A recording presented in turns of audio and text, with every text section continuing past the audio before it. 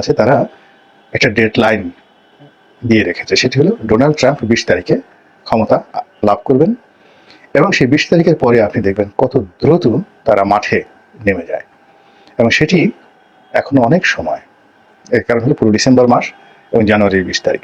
এই সময়টি যদি ইউনূস সরকার এবং তার সমর্থক যারা রয়েছেন তারা এই আওয়ামী লীগের এই 20 তারিখের পরের যে ডেডলাইন এটিকে মোকাবেলা করার জন্য প্রস্তুতি নিতে পারে, তখন এক ধরনের সমীকরণ রচনা হবে।